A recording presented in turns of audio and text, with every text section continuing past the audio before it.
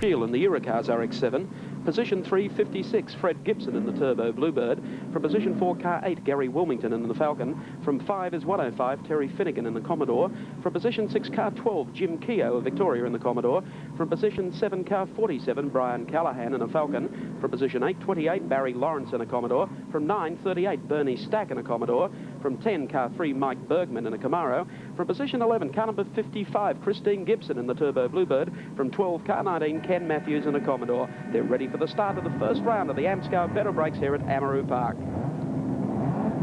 16 cars on the grid, the front two both under the lap record in practice yesterday. Barry Jones, car 41, Terry Shield in car 37. Shield, the outright lap record holder, 53.2, but he did a 52.5 yesterday. Jones was half a second quicker. The flag is raised.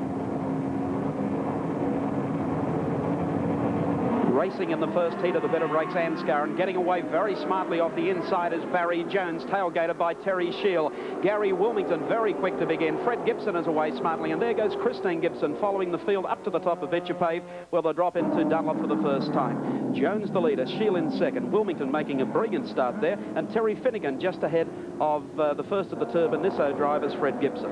And Christine Gibson in 11th place, going around. Be a lot of interest in her in this 10-lap race. Very hard after 21 months in layoff to come back in such a top field in a strange car, turbocharged, but she is a great driver and will follow her progress with interest, as will her husband Fred, but only when he gets to the finish, because he's busy at the moment trying to catch these cars. He's running fourth.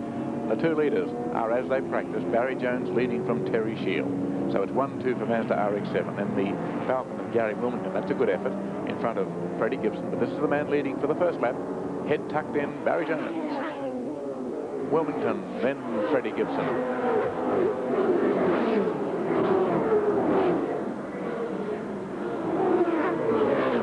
Across the strike, 1 of 10 laps completed, 9 remain, and on the tail of Barry Jones in the Darrell Lee car is Terry Shield, closing up very dramatically out of Dunlop Loop and working the backside of the course. Jones in the 41 car, Shield in 37.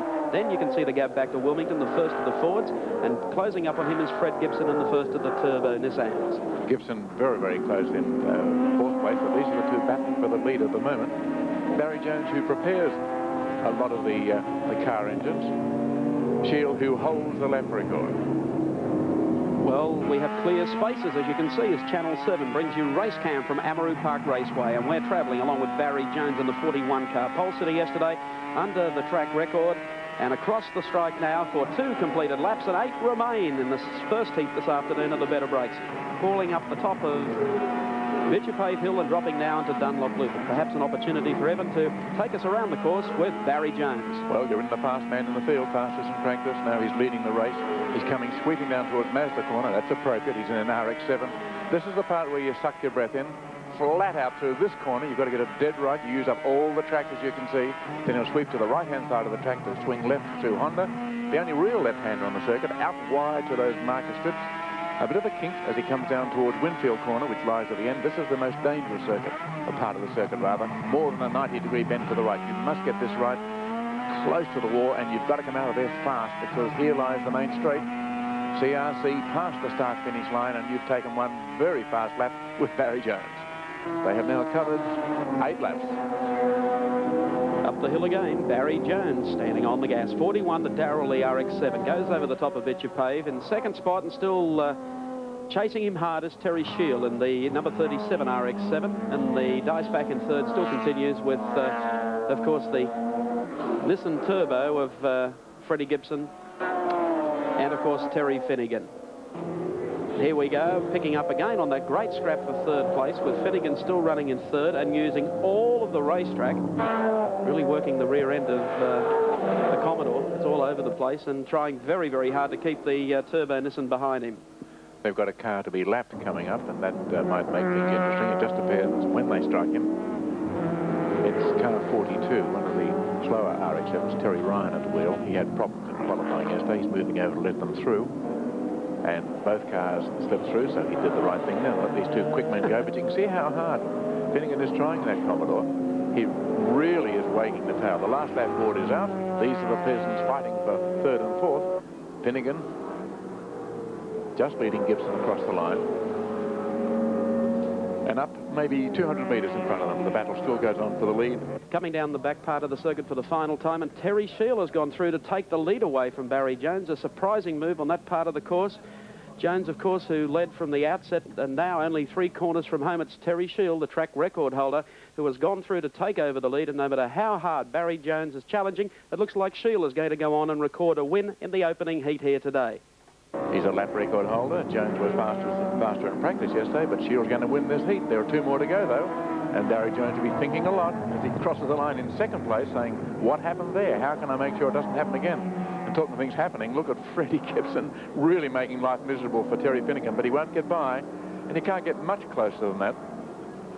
So, the first 3 placings then. Terry Shield in the RX-7, passing just 3 corners from the end. Barry Jones, who came second after being fastest in pole, and Terry Finnegan, who withstood the challenge from Fred Gibson to take 3rd place. Racing in the MTA Clubman race, and on the inside it's Wesley McClellan, the pole sitter, who gets the jump over Graham McClintock. Kirith Oldroyd, Swain and Metcalf get away smartly indeed. Heading up to the top of Bitcher Pave for the first time as they drop down into Dunlop Loop. It's the pole sitter McClellan out in front. He's got McClintock right behind and locking up breakage on Kirith, Barry Oldroyd, much as they started in the group. That's the way they're sweeping round. But McClellan, only a young fella, has won the last 3 races, and he looks good. He really is a good prospect for motor racing in this country. Clubman cars only have 1300cc engines, but they're quick. They're as fast or faster than the touring cars around here, so there's nothing wrong with their speed. They're just small, and they're real Clubman cars, built to a very strict formula, engine at the front, driver at the back, middle cycle mudguards at the front, but they're fast around the corners, and they're so light they go quickly. And you can certainly see the drivers next, which is a nice change. McClellan, car number 8, as the field sweeps past the pit road. There's one out of shape now, getting back under control again and coming back onto the circuit. As we pick up on the race leader, McClellan, doing a good job. McClintock, no, not letting him get too far away, though, as they go through Dunlop Loop and work past Peter Warren and the back part of the racetrack again. It was Verona Hart who spun. She's back in the race, but she's back towards the tail end of the field now. Yes, it's a question of whether... Oh, there's another one being pushed away. Car number 16, Paul Hughes in the Farrell, who got involved in the same incident with Verona. Both drivers okay. The Farrell looks a little bit bent around the front. In the meantime, talking of things in the front, that's where Wes McClellan is, pulling away out in front. Watch the way he drives, how neatly. Yeah, acts at the wheel. And already he's opening quite a gap to Graham McClintock in the Galloway.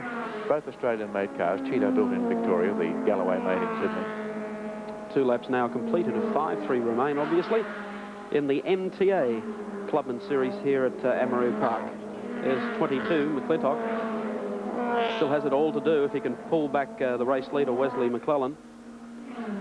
Not too much between their times yesterday, only 1/10 of a second, but McClellan making it good here today when it all has to pay, and that's out in front and still leading from McClintock. There's a close-up of McClintock, working hard there. He's down lower in the car than McClellan. McClellan just 25 years of age. But I don't know whether McClintock can catch the young fella. The Galloway, I think the smarter-looking car seems a bit more streamlined, less like a Clubman car, if I could use that expression kindly. The fairings providing a bit more aerodynamic effect around the front of the car. Both of them are beautifully made vehicles. Look at the finish here on the car of McClellan. We have mentioned this in the past. McClintock is 42, so he's quite a bit older than this fellow, 25 versus 42. He's been around for a long time. Got a couple of kids, runs a printing company, but he just can't find the right sort of ink to put his stamp all over the leader at the moment. This fella, he's going to take a lot of catching in this category of racing, and I think he'll move up into something else. He bought the car for, what, $15,000 from his brother. Which is not a bad business deal from the brother's point of view, I reckon, as well. But his brother won 2 championships, and now young McClellan is having a moment, but he gets by a car that slowed quite dramatically there and caused him a bit of a leap. Gordon Hardy in the Argus. The last lap board's up. You saw it there as they go sweeping up. They're on their 5th lap. And it's not a question of whether McClellan would win, but just by how much. He's pulling away again. This could well be 4 victories in a row, which is almost unheard of in Clubman racing, where they usually have pretty tight sort of competition. And you can see the gap for yourself. The two Max, first and second. In third place is car 20, John Kirith. He qualified third place in his cheetah, but he's dropped back, as you can see. Then 76, Malcolm McLean, who's moved the car rather from 7th position. He's driving a motor. And rounding off the top 5 is car number 37, Alan Swain. Well, a cheetah leading the Galloway, but a bad day for bull ants and ferrets. Last corner coming up. And Wesley McClellan looking down the straightaway. 5 cars, so it's a big field. But look, John Giddings, 40-year-old motor dealer. You can see he began in Speedway, had 5 years there.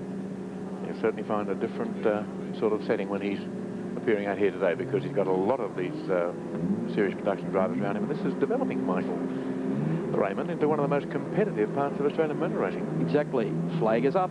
Racing, getting them away nicely in the Stallion Stable Goodyear Group E Series production race. Round 4 today at Amaroo Park. And the 280 ZXs of David Selden and John Giddings are away, heading up to the top of the hill with Stephen Brook there very quickly, with Ed Mulligan making a good start also in the Commodore in the middle of the pack as they come down into Dunlop for the first time. And Peter Fitzgerald in the pal colour RX-7 is up into third spot. Looks like he would get second for a while. Stephen Brook being squeezed onto the inside of the track by lots of cars going wide. One of the Alpha Sud, bang, they come together.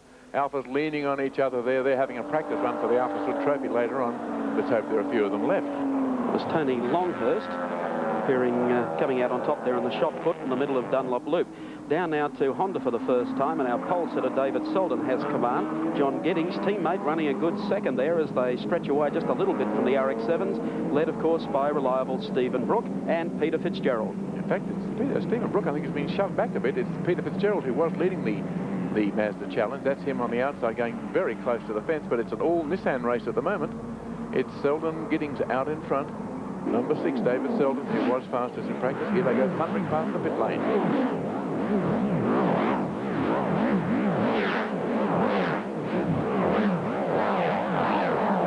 What a field and what a race as we pick them up, dropping down into Dunlop Loop. Pole sitter is David Selden, and John Giddings right behind him. And I think for the purpose of Channel 7 viewers, we join Racecam now as we're able to take you inside Peter Fitzgerald's pale colour Mazda RX-7 as he follows the 2 leaders, Selden and Giddings. You can see the gap. It's a little closer than it may seem there. You've got a fairly wide-angle view, but the 2 cars leading the 2 black Nissan 280 ZXs, puffing a bit of brake smoke, are maybe 30 metres in front. That's about the gap. That's the view that Peter Fitzgerald is getting. He's had a great record in series production races, has won 11 of these events in various states, and he's got 3 RX-7s right behind him. You can't see them, but if you could look up in your rear vision mirror, you get a view of RX-7s that would astound you. But the view he's concerned about is the 2 Nissans in front. He can't catch them at the moment. They're fast, and up the hill they go thundering, both in the New South Wales Nissan team. One more lap completed. It's only an 8 lap at the Stallion Stable Goodyear Group E production car race. This is the 4th round of the series today at Amaroo Park, dropping down into Dunlop, and there you can see our Racecam car running in 3rd. That's the pale colour car. At the moment, though, finding no answer to the sheer grunt up the hill of the 280 ZXs, driven by Selden and Giddings. Here's our 2 leaders, beautifully turned out by the New South Wales Nissan dealer network. What a great job they've done. They tailed the RX-7s in the early part of the series. They've certainly come into their own in the last couple of meetings out there in front, and that looks good for them. David Selden leaving a dramatic trail of smoke as he locked up a tyre, braking very hard, making it hard for the drivers behind to see. Peter Fitzgerald is leading the RX-7 pack. Gary Walden is the next one up, and then car 41, Peter Dane, and Stephen Brook behind them, having been shoved out in the fairly frenetic early lap. There's a great battle among the RX-7s. There's Peter Dane, Stephen Brook right behind him.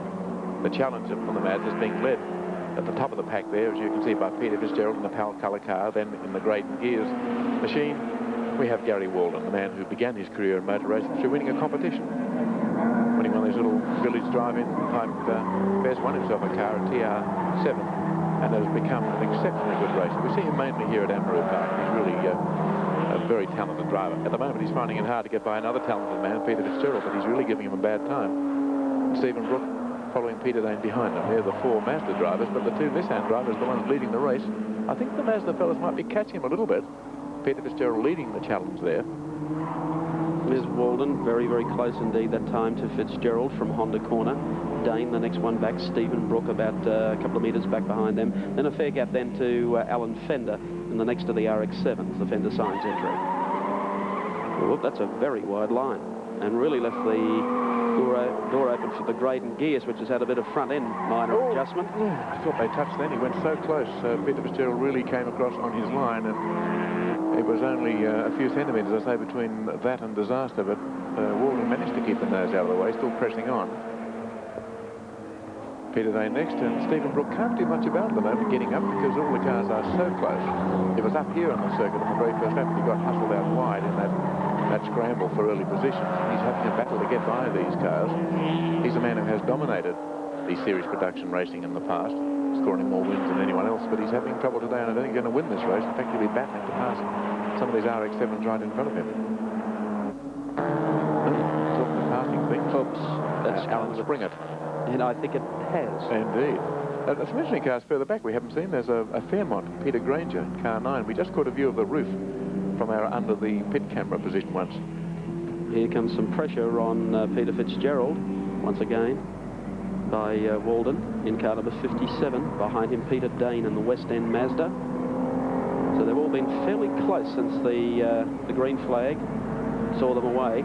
Once again, across the start-finishing line here at Amaroo Park and heading up Pave Hill again.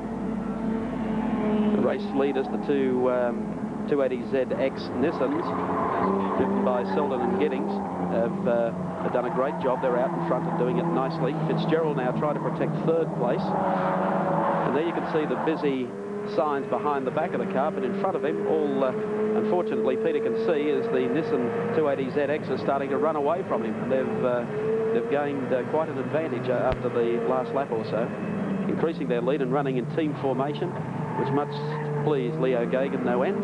He's the team manager, yes, former Gold Star champion. The Nissan 280ZXs weren't among the top performers in the earlier part of the season. They were certainly always up there, but not winning races, not like the RX-7s, but now they seem to have got their act all together, and they're proving very hard to beat, and they're having a bit of fun, I think, just staying out in front, and little by little pulling away from the once all-conquering RX-7. I don't think Peter Fitzgerald or even Gary Walden can do much about it. Stephen Brook is trying to get by Peter Dane. He certainly can't do much about catching these two cars. The gap is just too great. He has too much to make up. Now, let's let the first two cars go. You can see for yourself the gap back to second and third, and still it's Peter Fitzgerald leading, and Gary Walden takes what you might call an unconventional line there, matched by Peter Fitzgerald, who lets him through, I wonder what sort of view Peter Fitzgerald now has. Before the road was almost empty, now he'd have the good view of the backside of another RX-7. There it is. What it is. Just a slight comforting touch of brakes as they go through Mazda corner, down towards Honda. It's a real Japanese car circuit now with Nissan Skyline, Mazda corner and Honda corner. And it's Honda that they're swinging through at the moment.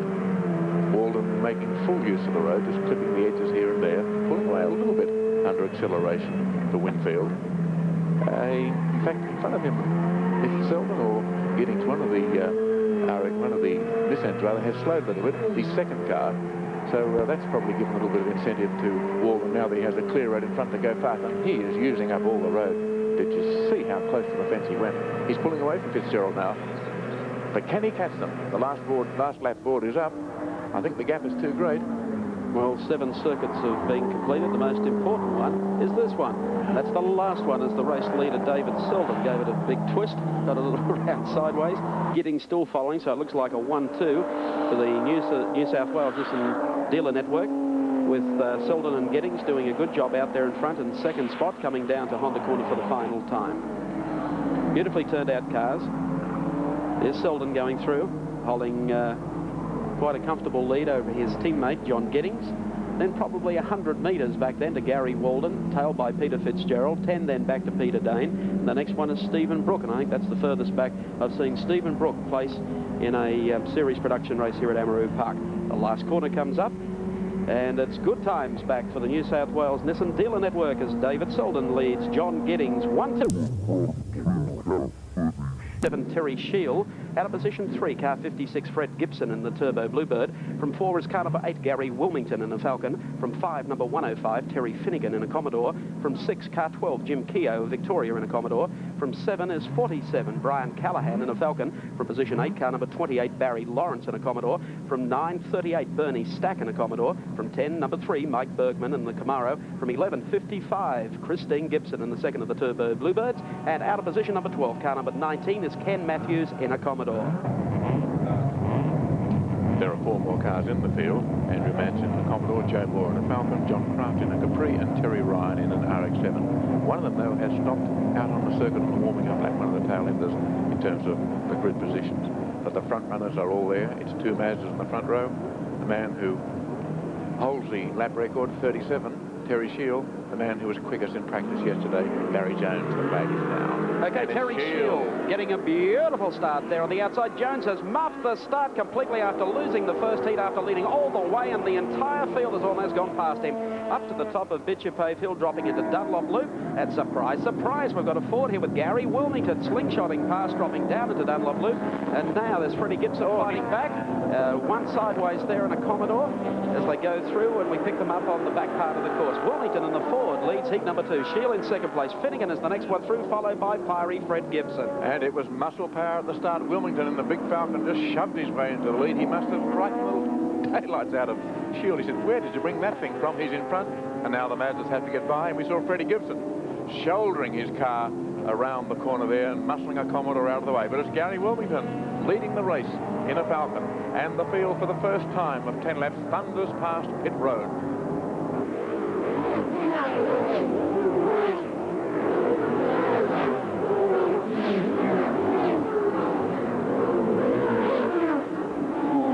Sights and sounds of the cars. Once again, we're picking them up, coming into Dunlop Loop, and your race leader is Gary Wilmington in the Ford, doing it nicely. Terry Shield in the Eurocars Mazda RX-7, hecking away there at the inside, is going to find an inside pass here somewhere. It could be here as they come down the back straight. Not the pace really to pass, but he's sitting in behind Wilmington. Terry Finnegan doing a good job. Gibson is there keeping them company, so the top 4 you can throw a blanket over as they come out of Honda corner. And maybe now Shield has the acceleration as he ranges up on the outside, and the 2 of them race neck and neck down to Winfield corner. I don't think Wilmington's going to give away, but Shield might get the run of the race on the inside coming out. No, he hasn't. The long legs of the Ford pay off up to Wonderlick corner, and the Ford, driven by Gary Wilmington, doing one heck of a job here at Amaroo Park. And the Ford fans on the hill are cheering. There's nothing like a Ford to bring out the parochial nature of some of the fans, and they're dazed with excitement to see Wilmington going so well. It's the drive of his life. He's really staying in front under immense pressure. He's got Shield behind. Terry Finnegan, who's trying to find a way around Shield, goes a bit wide then, and wily old Fred Gibson sitting back watching the lot, and only about a car left behind the scrap. 4 cars, 4 different makes. Any of them could win the race at this stage. They've still got 7.5 laps to go, and it's still the man that we didn't expect to see leading this race, Gary Wilmington, leading and driving beautifully, aggressively staying in front, not putting the foot wrong, and bringing joy to the hearts of all Falcon lovers around the country. Well, he's only a little guy and sitting inside that Ford. Just look at him wrenching on the wheel. Looks like a one-arm paper hanger in a gale. Moving up to the outside is Shield. Finnegan now decides he's going to have a shot at Shield on the inside. Can't do it. Across the strike again. And the big yellow Ford with little Gary Wilmington in it, doing one heck of a job. There they go, the back view of them, heading up towards Bitchapave Hill to the top of Nissan Skyline. And we'll pick them up for you coming down into Dunlop Loop. And here they come. Wilmington doing a good job staying there. Terry Finnegan trying desperately to get by the Mazda in second spot. Taking a pretty good line this time. He went a bit wide last time. Now he's coming hard, but here goes Shield. Shield's got a good line, just a slight touchdown of the 2 cars. He's through. Wilmington had to give way. Shield is through. Finnegan tried to go through as well. Wilmington holds on though, and Shield is away. He is flying. And here comes Finnegan trying to get past the Falcon also. Goodness me, what a motor race. But Shield is away. He now has a 3-car lead over Wilmington. Finnegan's behind and trying to find a way by, and Freddie Gibson's still back there. Okay, through the bottom turn at Winfield, Terry Shield, a little adventurous there, little tail slide of the RX-7. Freddie Gibson, I tell you what, he's been playing rear gunner here today in the 2 heats. All he's had is the rear end of Commodores and Fords in front of him since both heats started. And Finnegan tried to make a big move here on Gary Wilmington. Wilmington hugging the inside. Finnegan's got him covered, goes to the outside. Will now try and cut back to get the inside out of the turn. But with all that weight up in the car, all he can do is really wallow around about the same as Wilmington's pace. Yes, there are 2 big cars there, and Finnegan just can't find a way around. And Wilton's going to hold him up. I think Finnegan wants to go faster now. He just can't get by. And Fred Gibson will have a go in a moment too, because he'd like to get out there and pursue the leader. Talking of Bluebirds, which we are when we refer to Fred Gibson, his wife Christine is racing. She's up into 9th place.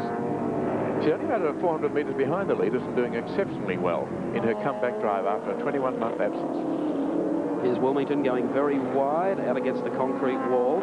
Following him out in that direction was Finnegan. There's Keogh, Jim Keogh, the Victorian, doing quite well. Former Speedway driver Brian Callahan going through in 47. Kenny Matthews, the next one. There's Chris Gibson, 55. Doing a good job first time out in the Bluebird. He's a magnificent driver. I mean, what a challenge to come back after virtually retiring. Mother of 2 lovely young daughters. Comes back in a very difficult car. It's turbocharged. She says it's easy to drive, but it is a different sort of car.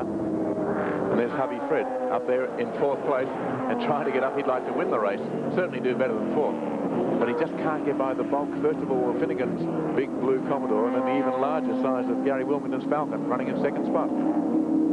Well, Wilmington keeping it on the road. Now Finnegan's chance. He says, I'll have a shot down here on the outside. There's not much room, though, is there? As he gets the back wheel out on the turf. Tell you what, if Fred Gibson sees something happen, he'll be the first to run over the broken glass. Okay, here we come again. Finnegan keeping all sorts of pressure on the little guy there, Gary Woolman. Just look at him, filling out the cockpit there of the number 8, yellow Ford, heading up Bitcher Pave Hill again, and once again Finnegan says to the top. They go over the top and drop down into Dunlop Loop. This is a race for brave hearts. I was going to say brave men, but we must think of Christine there. Little gap there for Finnegan. He thought about it. Just dab the brakes and sits in behind once again. You need a Kawasaki to get through that gap, I think. He'll have a go at anything, but he just can't find the room to get by the great yellow tail of Wilmington's car. And Wilmington is driving so well, but in the meantime, Shield, who holds the lap record here, is just pulling away. Whoops, they all went clipping up. If the first driver hits the curb, the others will hit as well, because they can't see the road. They go where he goes. Finnegan this time thinking about an inside. No, that didn't work. Dab of the brakes. Wilmington is going so late in brakes, isn't he? Yes. He's going deeper than anyone. In most cases, you know, some Fords have run out of brakes by this in distance races. Well, Fred Gibson is looking good. If he can find a way past, he has a car with a bit of speed. He may have the pace at the end of the straight. They just give him a clear run, because that turbo, even though it's a lot smaller than the others, has a lot of power. But Finnegan's having a go. Fred's moving up on the inside, and this could be interesting, like a 3-decker sandwich. Gibson's got to try and find a little gap. Yes. Finnegan found it. Finnegan through, and here goes Gibson as well. And Wilmington said, hey, what happened? I was leading this race at one stage, now I'm 4th. And away they go, while young Wilmington gathers it all together and just gets the car pointing in a straight line. He has the rather melancholy view of these 2 cars pulling away from him. They're clear and they're after the leader, and that almost wins the high jump. Well, Freddie's done it tough today. He's right in behind Terry Finnegan, looking for 2nd place, running 3rd at the moment. Finnegan in the 105 Commodore has done a great job here at Amaroo Park. I was going to say, there's a great battle going on just behind them with Jim Keogh, who just got muscled off, just a little bit behind. We might watch that later on. In the meantime, it's a great scrap up front. Terry Finnegan across the strike again, running in 2nd. 3rd place being held down by Fiery Fred in the Nissan Turbo. Over the top of Marlborough, down now into Dunlop Loop. And Finnegan handling the car quite well. There's not too much that Fred has been able to do to find a pass on Finnegan at this stage. Meantime, Terry Shield has really vaulted away with the lead. There's in no danger whatsoever of being beaten, and will rack up his 2nd straight heat race success here today in the 3-heat series.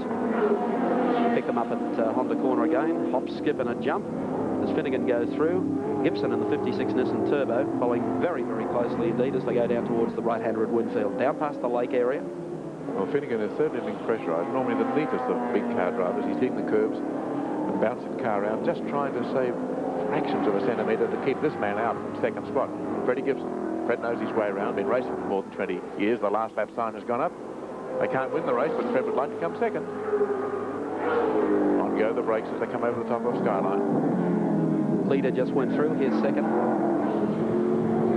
Terry Finnegan in the 105 Commodore. 3rd place held by Fred Gibson in the 56 Nissan Turbo. And back behind them, of course, Gary Wilmington in the Falcon number 8. Less than half a lap remains in the 2nd heat of the Better Brakes Amscar from Amaroo Park. Just behind this group, Barry Lawrence in a Commodore, Jim Keogh in a Commodore, but the leader still Terry Shield. He'll win the race. 2nd spot, Terry Finnegan in the Commodore, and Fred Gibson doing what he can to try and wrest 2nd spot from him. They have to be content with 3rd, though. Might be content, might have to accept it. because there's going to be a win for Terry Shield in the RX7. He's going across the line in just 1 second. There he goes. There he goes. Checkered flag for Terry Shield. 2 out of 2. Finnegan takes the second on the 105 Commodore, and Fred Gibson in the 56 Nissan Turbo will pick up the third. Well, you would have looked at the motor race before the flag dropped and said an absolute lay-down misère for Barry Jones. He didn't get off the mark. Terry Shield didn't either, but came on strong to win. Flag at the ready. There's the rear view as the cars line up. Sun in the eyes of all the drivers. 10 seconds remain for the Monia under 3-litre touring car race this afternoon at Amaroo Park. The flag is up. They're racing, getting away smartly there on the outside was Bo Seaton. Graham Bailey races with him. Phil Alexander, Laurie Nelson, Les Gross and Doug Clark quickly into stride. And starting at the rear of the grid because he didn't practice yesterday, Steve Masterton in the number 2 Masterton Holmes Capri will follow his progress through the field. Over the top, down into Dunlop for the first time, and Graham Bailey being squeezed out back into 4th spot and being attacked on the outside. Number 63 very much sideways through Dunlop Loop, and there's the entire field going through the first corner with Bo Seaton, the veteran, out in front. Well, certainly Graham Bailey won't be happy with that. He had hoped to be right over there challenging for the lead, but with the sheer power of the 3-litre V6s got ahead of him, and he's now back in 4th place in Little Toyota and trying desperately hard to catch this man, Barry Seaton, on the comeback trail and leading this race. Bailey, though, back in 4th place and just can't keep up with the Capris at the moment. Way at the back of the field, Steve Marston has passed 15 cars already on his carving process through the field.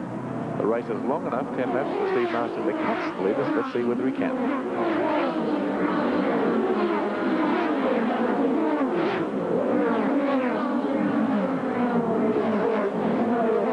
The sights and sounds of the Monia under 3-litre cars as we pick them up dropping into Dunlop Loop. Bo Seaton is the race leader. Laurie Nelson holding down 2nd place, and Barry Seaton, who started from pole position, a 56.1 yesterday, half a second quicker than Graham Bailey.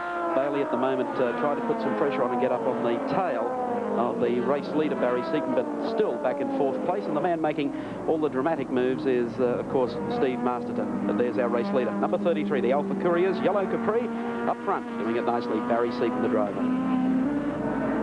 Moving into the middle stages of the race, there's Laurie Nelson still running in 2nd spot. Behind him Graham Bailey in the chicken entry, Salika. Well, you can see the difference in power there. Cars like this, the V6 Capri of our leader Barry Seaton and Laurie Nelson, have the legs up the hill, which makes it a bit hard on the 4-cylinder 2-litre Salika. But Bailey does go very quickly down here. That's in the 3rd car, the white 2-door coupe. Let's see what he can do against these other cars. There's Seaton driving so neatly, so quickly, so well. Bailey just closing up a little bit on Nelson, but not making a lot of ground. He's a hard driver, a veteran campaigner, a very neat, accomplished driver. Oh, there's been a spin there. There's one of the Escorts that had a big winkle there. I'm not sure whether it was Bob Holden's car or not. I thought I saw a 3 there. It's the 63 car that has run into problems. Right, well, car number 63 is Peter Johnson in the Golf. And that's him getting out. Sorry, that's him, the yellow car, walking away. The one doing the somersault, I still can't quite identify. It's certainly not Bob Holden. Yeah, that's the rubber from the windscreen. They ran over the glass itself. There's Marlborough Hills Escort in the background. You can see where it came from. And these are the leading 3 cars, fairly evenly spaced now. Nelson is driving a great race. He is closing up. And Bailey is closing on him as well. With 2 laps to go, we certainly could have a finish here because they are closing on the leader. Now you can see how Bailey in the chickadee chicken Salika has closed right up to be within striking distance now of Laurie Nelson. And they've got a good view of the tail of the leader.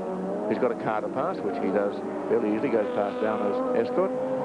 Then Nelson, and behind Nelson is Graham Bailey. Still trying to pass that remains of that windshield left on the front straight. But the last lap sign has gone out. Graham Bailey made a move to try and get by Laurie Nelson, couldn't quite do it, but he really is after 2nd spot. First may be beyond him, although Bo Seaton is within range. There he is, the leader, and it looked as though Bailey was making a move on the inside. We might just see them as they come out of the corner. Certainly we'll get a view as they come down, sweeping out of Dunlop. There's Bo Seaton coming down the back. Yes, he's in 2nd spot. He has got through. Graham Bailey has advanced to 2nd place, but one can only be full of praise for Barry Seaton, a veteran of the Australian circuit. And he is a good driver because he makes it look all so simple. Graham Bailey using all of the circuit, then some, heading down to Winfield for the final time. The 10-lapper today for the under 3-litre touring cars. These Barry Seaton coming along the short straight towards Wonderlick Corner. And here he comes now as the checkered flag unfolds. And for Barry Seaton, a win in the Amscar Series today was not a pipe dream after all.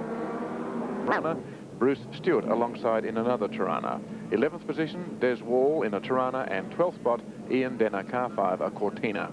There are another 13 cars. Darryl Gretrix in a Mini, right down to Graham Bristol in a Tirana. This fellow, though, is very interesting with his turbocharged RX-7. The first turbo rotary we've seen in action here. Comes all the way from Western Australia and has created quite an impression in his early outings here. 41 years of age, as you can see, Dick Ward. Been running for a long time, but not too well known in the eastern states, as they insist on calling the rest of Australia over in the west. But he has won at the Amaroo track in their big 300-kilometre event, a winner in the Super Saloon car race in Malaysia at Kuala Lumpur and in Indonesia, so he has been international in the far eastern regions. Flag at the ready, racing, and Bob Stevens making a great start there on the outside. John Burke racing up to him. Just look at Burke gather him in, and Peter Fitzgerald goes right around the outside of them as they head up to the top of the hill, all fighting for racing room. Fitzgerald's been squeezed out, though. I think it'll be one of the... Stevens has dropped into second place now, and there's Fitzgerald back to fourth. Dick Ward right behind him in the turbo. RX-7 as they go through Dunlop Loop and now work down to the back part of the course. And in fact, it's John Burke who's gone through to lead from Bob Stevens. I don't know what sort of revs he pulled from the start, but he outguns the big V8s there, and he's up there in the lead.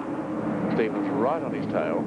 So it's John Burke in the special Celica that's out front. Sport sedans, you can modify them, and certainly Burke has modified. In the meantime, Fitzgerald's up in the third spot in his little Porsche and setting sail after this leading pair. Tyndall's having a go as well. There's a great crowd of cars behind this pair, but these are the two making the running. And surprisingly, it's John Burke in 77 in the lead as the rest of the field punches through on the first lap.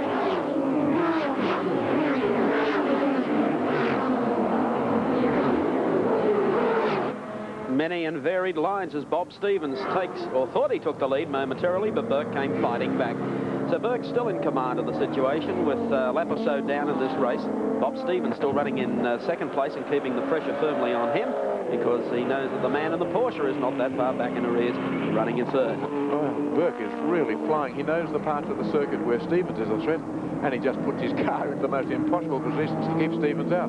Stevens lying back. I think his mouth is open with astonishment the way Burke is going. He puts his car up where he thinks he's by him, and Burke comes back. Burke won't give in. He's driving so hard. What a desperate drive by this fella. Comes from Gosford. Oh, Stephen goes on the inside, and Burke says, no, you're not. He just cuts across. Now, Stevens should take the lead up here, but Burke is moving over to make it hard for him. It's side-by-side motoring there. Stevens quite legitimately took the middle of the track. That's Fitzgerald just looming into view in third spot. And I think Bob Stevens must be wondering what he's got to do to get by Burke. It's a great race up the front here. Burke is getting clear now as they come down the track, but here comes Stevens. He thumps up the big V8 of the Monaro, and he's now charging after him. Burke leading. Well, Burke's got more of a lead than we've seen any time on the track, any time on this race, rather. You can notice as they're about to go past, one of the cars there just stalled on the edge of the track, but being pushed out of harm's way. It's Michael Caruso's Falcon that's pulled up there, and it's... There's no doubt about it. This is where the real race is, though, Evan. Oh, up front. This is a desperate drive by Burke. Really, he's going great guns, isn't he? Bob Stevens is maybe biding his time. He knows he has the power to get by in a couple of places, but he's got to find those places. Burke is driving so well and so hard in the other parts of the circuit that he's going to take some catching. This is the part of the track where the big Monaro should catch him. Well, he didn't quite that time, and in fact, what Bob Stevens has got is not an easy chance to pass, but he's got a Porsche right on his tail. And they've also got Dick Ward who's joined them too in the Turbo RX-7. And look at Ward putting some pressure on Peter Fitzgerald. A real race going here from first back to fourth. There's Peter Fitzgerald. Didn't practice for the meeting. He normally comes early on the week, but he had some trouble getting up here. In fact, had problems in practice itself in the official sessions. And one of his rivals gave him the bits and pieces, gave him a hand, in fact, to rebuild his car to have it here, which just shows you the sort of spirit that does really exist when it comes down to the nitty-gritty between the fellows who run in sports sedans. Isn't that little turbocharged turbocharged Mazda, a mean-looking machine. It makes the Porsche look like a towering inferno. And look at him having a big shot up here on the inside. Well, he doesn't know the track, but it doesn't stop him from having a go. No, but he changed direction well. Now he dials in on the back of Fitzgerald. Fitzgerald running in third spot. Stevens has made an approach to Burke. That hasn't worked out. He settled back into second place, and Fitzgerald now is trying to gather him in. At the same time, trying to protect third place from this West Australian. Dick Ward is doing one heck of a job. Fitzgerald in third place. He's trying to catch the cars. Look, they're just slapping a car there, just to cause a bit of confusion. He knows he's got this man right behind him, though. Ward in the turbocharged RX-7, driving a great race. Doesn't know the circuit well. This is a difficult track to learn. It's small, but it is demanding. It is the hardest track in Australia. A lot of the drivers don't like it. Peter Brock doesn't like it. He comes here and does well, but he says there's nowhere to have a rest, nowhere to breathe easily. Look at your instruments. You're working all the time. Side by side, the leaders are up at the top of the hill. They're the pair after them, and there's a great battle for the front. Oh, and Stevens has gone too hard. He'll curse himself for that, and he'll hope that the others will miss him. They have, but he's back into, where is he? In fourth place. He's let Ward through, he's let Fitzgerald through, and he'll be cursing himself. Came over very fast, got off the track, went into the grass, did wonders to control the car, had a bit of fortune on his side not to be hit as he came off the grass. Good driving by this man to miss him. Fitzgerald eased up a little bit, lost a bit of ground, still kept Ward behind him and dodged all the action behind, and now Fitzgerald up into second spot. Burke is leading. Burke and Stevens were side by side. Stevens went off. He's in fourth place. He can still catch them. He's got the car to do it. He has the experience to do it. And there's some great battles going on in this race. There's a man who was leading for so long, John Burke, coming on the track. Applies a lot of power there. He'll be furious with himself. He's now back into fourth place. Seems the favourite spot for the leaders. No, he's dropped back to sixth place. Sixth place. Over this Amscar line, into the loop. The hardest part of the circuit, I reckon. Where you really have to take your bravery pills to go well, because it is daunting. Two fast bends in effect. You go flat out through there. And flat out in cars like these is a fair sort of prospect. Through Mazda down towards Honda, the left-hander. We've only got half a lap remaining in this Comalco Wonderlic Sports Sedan Series. Fourth round of the series, and it has been almost a head-to-head since it started between the race leader today, Peter Fitzgerald, and Bob Stevens. Last time down at Winfield, and now the short run to Wonderlic Corner. And we'll bring them back, the checkered flag being unfurled at the moment, and it's going to be Peter Fitzgerald in the Powell colour Porsche across the line, picking up a series win for the round this afternoon. Second place will go to Dick Ward of Western Australia in that superb little turbo RX-7. We'll have confirmation of third placing as the cars go across the line now with Bob Tyndall's third round final racing. Terry Shield away very quickly. A better start this time from Fred Gibson. Gary Wilmington gets into stride quickly as well, but Gibson into second. Wilmington is third. Finnegan up on the inside as they race up to the top of Bitchapay for the first time, with Terry Shield in the Eurocars Mazda RX-7 in front down into Dunlop Loop. And a real squeeze behind the leader, but no doubt about the leader. Terry Shield is away and clear. Christine Gibson back there in the field, can't get by the Mike Bergman Camaro. She'll be content to stay there for a while. Here's the leader, Shield through. It's Fred Gibson in second spot, and then a whole string of cars behind him. They've got 10 laps to go. Heading down to Honda Corner for the first time. They exit that turn now through Monia and heading down to Winfield. There's Terry Shield out in front. Freddie Gibson in second place. Finnegan into third place. Jim Keogh in fourth and doing much better. He's moving, in fact, up towards third. That's him trying to make a passing move, succeeding. And Keogh goes through into third spot ahead of Finnegan. So it's Mazda, Nissan, and then a pair of Holdens, and then a Falcon as the field roaring through. Brian Callahan well positioned in the field. First drive at Amaroo this season for Brian as we pick them up coming to Dunlop Loop. Shield with probably about 20 metres over Fred Gibson in the Nissan Turbo 56 through that corner, and now onto the back straight. And Terry Shield looking for 3 heat wins here today. Track record holder Barry Jones did have pole position this morning, but ran into problems in the opening heat. So Shield looks like picking them all up. We've had a big lose halfway down the back straight, heading down. Brian Callahan has got around backwards. There's a couple of them going out side by side. Bergman puts the big yellow Camaro across the field. So, in fact, it was Kehoe in the number 12 car, the Toshiba entry, that has finished up stalled across the inside line into that corner, or the outside line, I should say. All the cars coming together. And he'll be stepping out of the car. No, he won't. He's going back into the fray again. Shield comes through. The flags are out to warn him that there's been a collision there. He didn't see it, of course, being in front. And the first 2 cars go through the cloud of smoke haze left from the damage that put so many cars out of the running. They're still back in the race, but they're well and truly out of contention. And so it's a fairly lonely race at the moment, with Terry Shield, the lap record holder, having a lead of about 40 metres over Fred Gibson in the turbocharged Bluebird, and then a long gap back to Gary Wilmington, who was the first to escape the melee of those cars spinning and bouncing together as they came towards Honda on the second lap of the race. There's one that's not going anywhere, number 19. I think that's Ken Matthews in the Commodore, and Terry Finnegan, I think, in the 2MMM car. It looks like it, as though they've come together. Like it out, just have a bit of a chat about something that interests them. Well, I think... Like how it happened. Why did you do that? He said, I had nothing to do with it. I didn't even see you. Oh, that's okay. Yeah. Here's Terry Ryan in the RX-7. Terry started 16th on the grid, and our boys put race cam in Terry's car to get the view of a man who started well back in the packs, tried to fight his way through the field to finish in perhaps the top 6. Well, it's been an exceptionally busy day for John Porter, of course, and all the crew, Peter Larsons, Rob Bria, and our pilot Frank Van Rees, who have done a marvellous job, I think almost a world record, of putting race cam pictures to you at home from about 6 cars in 6 different events. The man having a fairly lonely ride at the moment is Terry Shield. He has a margin of 17.9 seconds over the second man, who is now Gary Wilmington in the Falcon. So that's a huge margin by the standards of these races. Better Brakes Amscar races, usually a fairly close fought affairs, and the first heats were. But Shield is out there. He is a consummate driver, and he holds the lap record. And when you hold the lap record, that's a fair measure of your ability here, because there are a lot of people who tried to best it. He has done better times than people like Peter Brock, people like Alan Moffat, Alan Grice. All the top drivers have been here. This is the man who holds the lap record. Not only that, he was faster than his own time yesterday in practice, a 52.5, but even quicker was Barry Jones with a 52 even.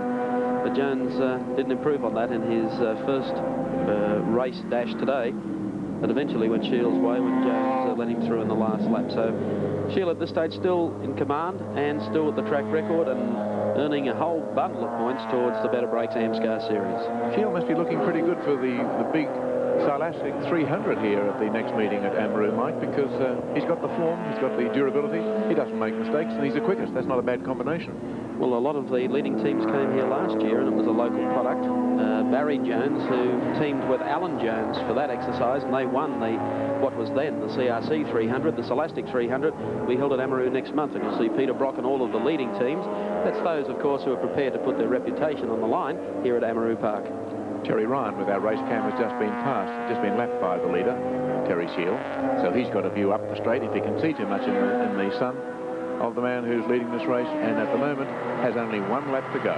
The last lap board is out. Now that's the view of the leader. He's up there somewhere in the setting sun. Doesn't see much, does he?